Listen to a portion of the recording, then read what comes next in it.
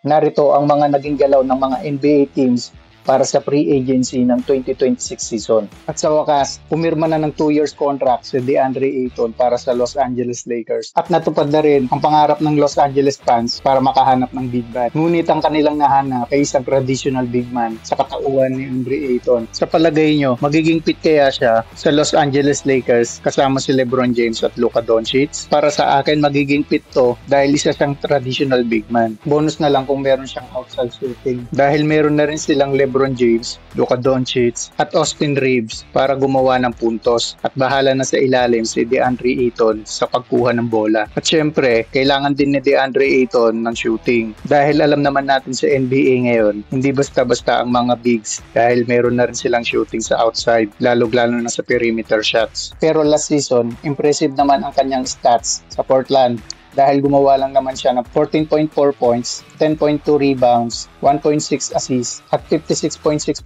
field goals. Malaki rin tulong ang kanyang depensa pagdating sa court. Kaya malamang ang gagawin ng Los Angeles Lakers sa kanya ay magiging traditional big man lang din. At hihintayin na lang din natin ang susunod na moves ng Los Angeles Lakers para sa free agency. Dahil hindi pa magiging kontento si LeBron James para sa kanilang moves na nangyari ngayon. Dahil alam naman natin si LeBron ay tumatanda na at kailangan niya na ng pang-5 championship. Kaya sa malamang, ngayong season na to ang kanyang target para makakuha ng championship ulit. At pagkatapos i-wave ng Milwaukee Bucks si Damian Lillard, Golden State Warriors, balak kunin si Damian Lillard. Giannis Antetokounmpo, hindi naging masaya sa pag-wave kay Damian Lillard. Matutupad na kaya ang pangarap ng Golden State Warriors fans na pumunta si Giannis Antetokounmpo sa Warriors at mabuo ang Big Three ni Stephen Curry, Jimmy Butler at Giannis Antetokounmpo. Sa kabilang dako, Hall of Fame Carmelo Anthony napakomment ng no loyal in sports pagkatapos i-wave si Damian Lillard ng Milwaukee Bucks. At alam naman natin, naging magka-teammate si Carmelo at Damian Lillard sa Portland Trail Blazers noong 2021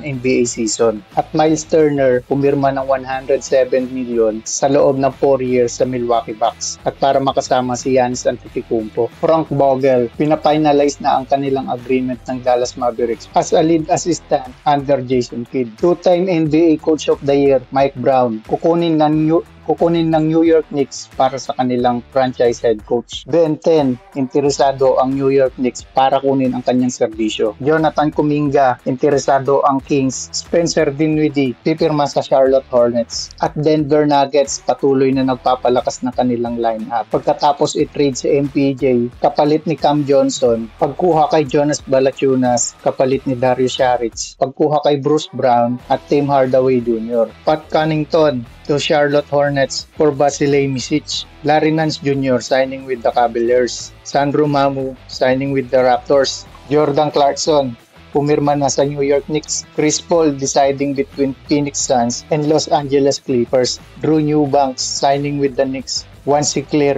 the waiver. At LeBron James, kapag hindi pa nagtino ang Lakers, pupunta ng Dallas Mavericks para makasama si Anthony Davis, Kyrie Irving at ang first round pick ng 2025 na si Cooper Plug.